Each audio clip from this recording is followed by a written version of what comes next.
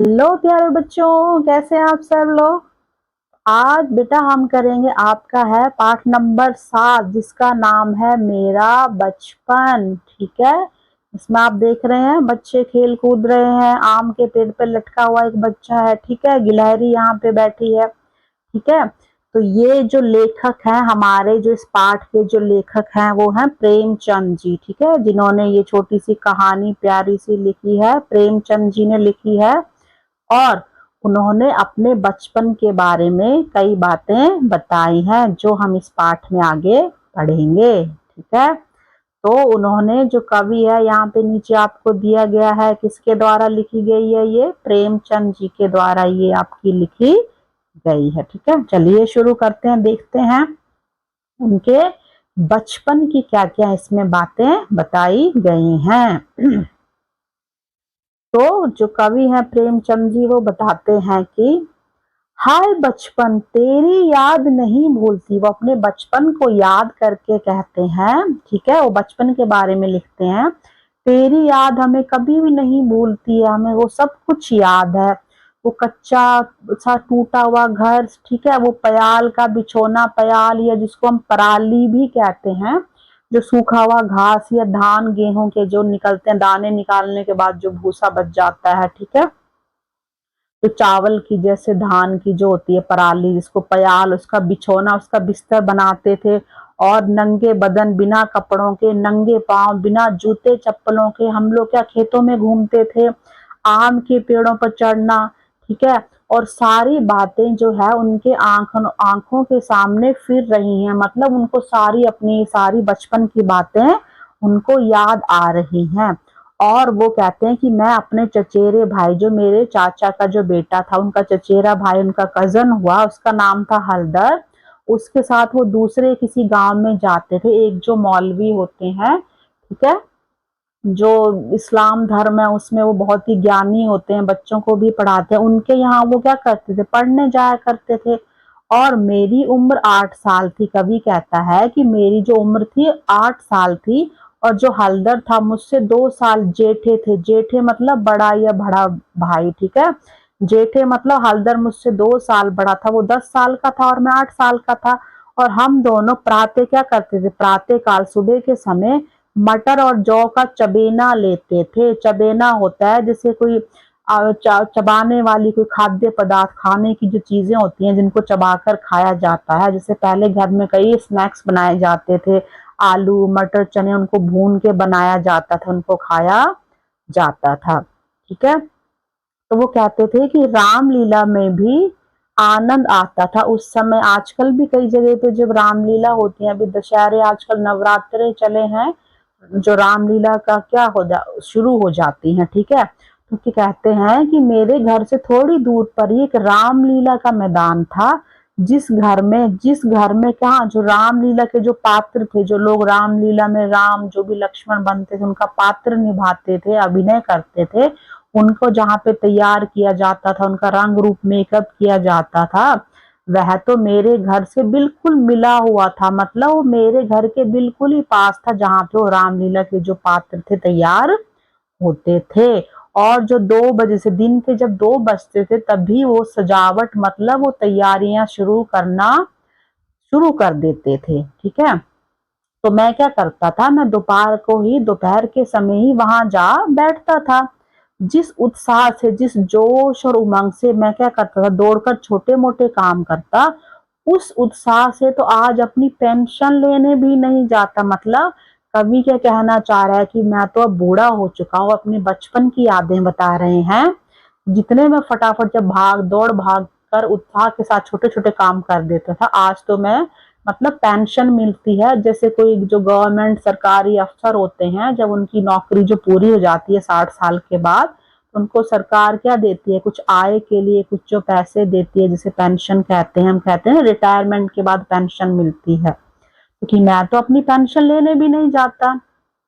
फिर वो कहते हैं कि गुल्ली डंडा सब खेलों का राजा, कि मतलब गुल्ली डंडा एक ऐसा खेल है, वो जितने भी खेल है उन सब का राजा, उन सबसे बड़ा है वो। अब भी कभी कहते हैं कि जब मैं लड़कों को गुल्ली डंडा खेलते हुए देखता हूँ, तो जो जी है, जो मेरा मन है, वो लोट पोट हो जाता है। मतलब खुशी से उत्साहित हो जाता है, मेरा मन भी खुश हो जाता है। ठीक है, हंसना, लोटपोट होना एक मुहावरा होता है, जैसे हंसना, ठीक है, लोटपोट हो जाना। और इनके साथ जाकर खेलने लगूं, तो उनका वो कहता है मेरा मन भी बहुत लोटपोट होता है, बहुत खुशी से भर जाता है कि मैं सोचता हूँ कि मैं भी उनके साथ जाकर खेलने लग जाऊं। ठीक है। ना लॉन की जरूरत ना कोर्ट की। लॉन और कोर्ट जो होते हैं, जो किसी खेल को, जो खेल खेले जाते हैं, उनके खेलने के लिए कोई एक मैदान, ग्राउंड या जगह बनाई जाती है। ना थापी की। थापी आपका इस तरह से होता है, बैट की तरह होता है। ठीक है, ठीक है, ना किसी थापी, जैसे क्रिकेट बैट होता है उस तरह से होती है। थापी जो होती है कपड़े धोने के लिए भी यूज की जाती थी। ठीक है, तो थापी, ना थापी की जरूरत है।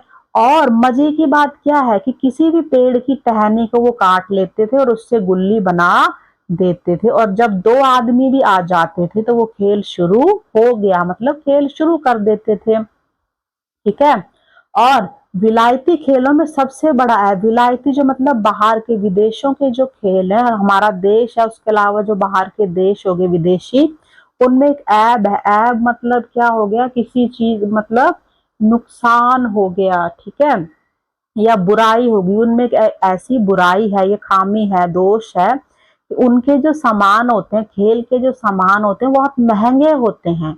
और आजकल हम लोग जो अंग्रेजी चीजों के पीछे इतने दीवाने हो रहे हैं, इतने पागल हो रहे हैं कि अपनी जो हमारी अपनी सभी जो चीजें हैं उनसे अरुचि, अरुचि मतलब अब हमें अपनी चीजें पसंद ना आना, पसंद ही नहीं आती हैं।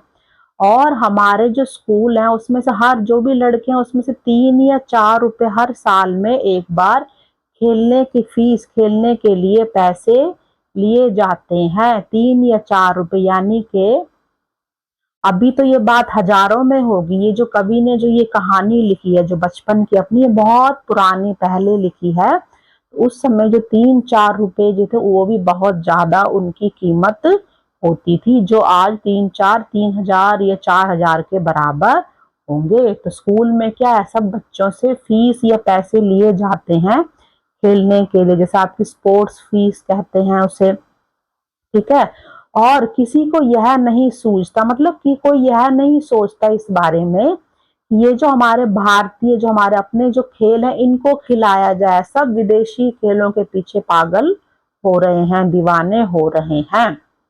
जो हमारे भारतीय खेल हैं, इसमें बिना दाम, मतलब ना तो इसमें कोई पैसे खर्च होते हैं, कौड़ी के कोई दाम, ये कौड़ी जो होता है पैसों के लिए कहा जाता था कि जैसे 1 कौड़ी या 2 कौड़ी इतने पैसे बनते हैं उसके, तो मतलब ये तो हमारे फ्री मुफ्त के खेल है, इसमें तो कोई पैसे ही नहीं लगते, फ्री में हम खेल सकते हैं। ठीक है, ठीक है कि जो गुल्ली से क्या होता है, कई बार गुल्ली से जो होता है हमारी आंख फूट जाने का या आंख में चोट लग जाने का डर रहता है, तो क्या हो गया, जो हम क्रिकेट खेलते हैं, ठीक है, आप लोग क्रिकेट खेलते हो तो उससे भी तो हमारी चोट लग सकती है ना, खेल तो कोई भी हो जिससे चोट लग सकती है। ठीक है, वो तो इसलिए तो ध्यान से खेलना चाहिए। तो ये आप चित्र देख रहे हैं, इसमें एक बच्चे ने क्या हाथ में एक डंडा जैसा पकड़ा, और ये हमारी क्या है, ये हमारी है गिल्ली। ठीक है, इस तरह से जो गिल्ली बनाई जाती थी, जिसको गिल्ली डंडा कहते थे। ठीक है, आजकल ये है खेल बहुत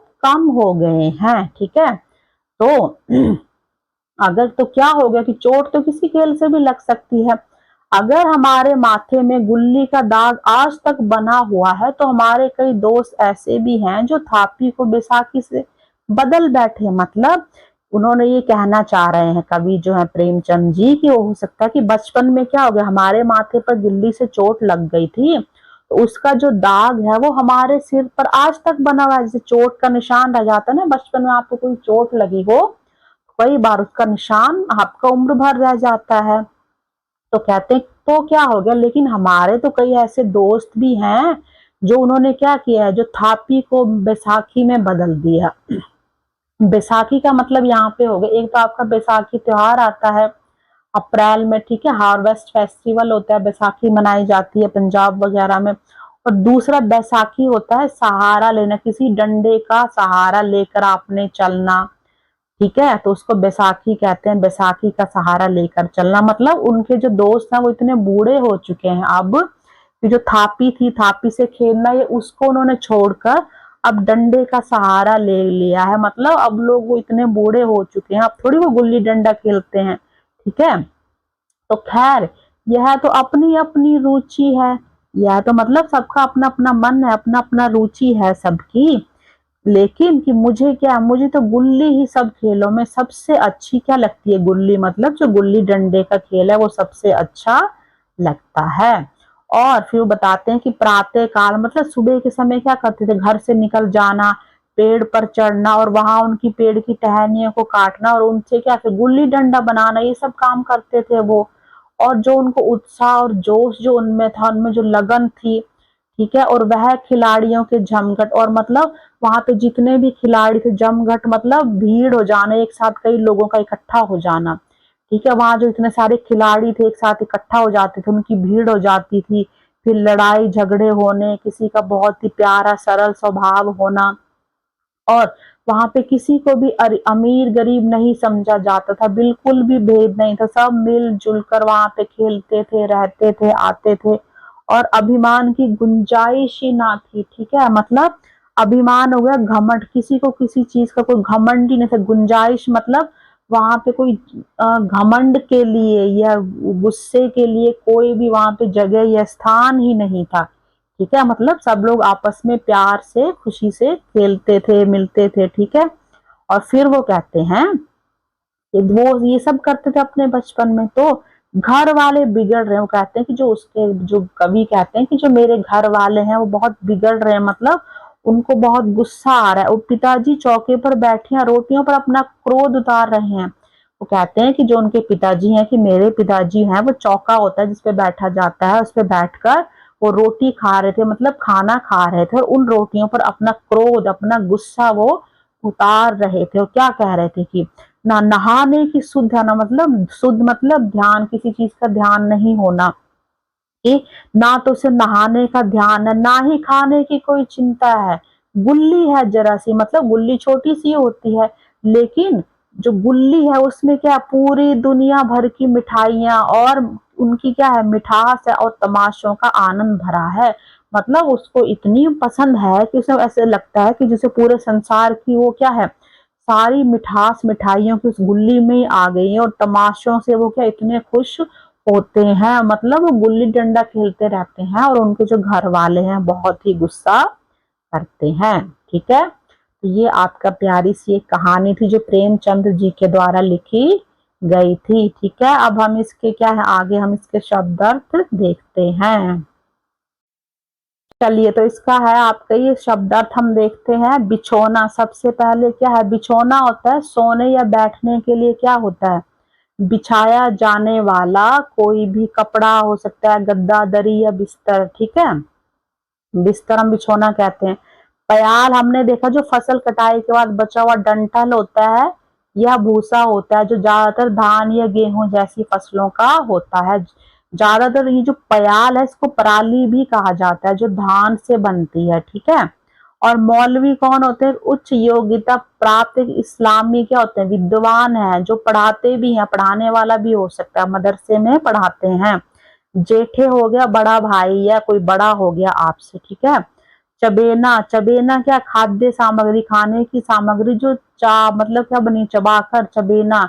ठीक है, कैसी होती है, भुने हुए चावल हो गए, चना मटर मकई चिवड़ा आदि भेल, इस तरह के ये हो सकते हैं। आजकल तो आपको कई ऐसे स्नैक्स हैं जो बाजार में आपको बने बनाए मिलते हैं, लेकिन पहले यह सब कुछ क्या था, घर में बनाया जाता था।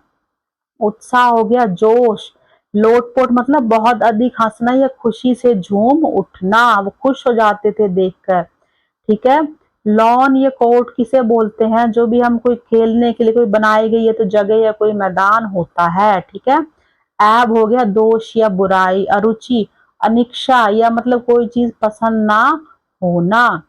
ठीक है, अब जैसे बैसाखी, बैसाखी इसमें क्या है, बैसाखी का मतलब यहाँ पे हो गया, एक तो हमने बताया एक हार्वेस्ट फेस्टिवल होता है बैसाखी की पूर्णिमा जो अप्रैल में आती है। ठीक है, कई बार क्या होता है एक शब्द के एक से अधिक अर्थ निकलते हैं, जैसे हम समानार्थी शब्द कहते हैं, तो वो वाक्य के अनुसार उनका जो अर्थ है वो लगाया जाता है। और क्या होता है, जो लंगड़े लोग होते हैं, जो चल नहीं पाते, उनके लिए चलने का एक प्रकार का डंडा, तो हम जैसे कहते हैं जैसे बैसाखी के बल चलना, मतलब बैसाखी का सहारा लेकर चलना। जमघट हो गया एक साथ इकट्ठा हुए लोगों की भीड़ या कोई समूह। अभिमान हो गया अहंकार या घमंड। गुंजाइश होगी, कोई स्थान ही नहीं था, कोई गुंजाइश ही नहीं थी, जगह ही नहीं थी। क्रोध गुस्सा। शुद्ध हो गई ध्यान, किसी चीज की शुद्ध ना होना, किसी चीज का ध्यान ना होना। तो इस तरह से आपका ये पाठ यहाँ पे खत्म होता है। आगे के इसमें हम इसके प्रश्न उत्तर देखेंगे। ठीक है, चलिए बेटा, thank you very much. Channel को सब्सक्राइब, लाइक, शेयर जरूर करिए। Thank you very much.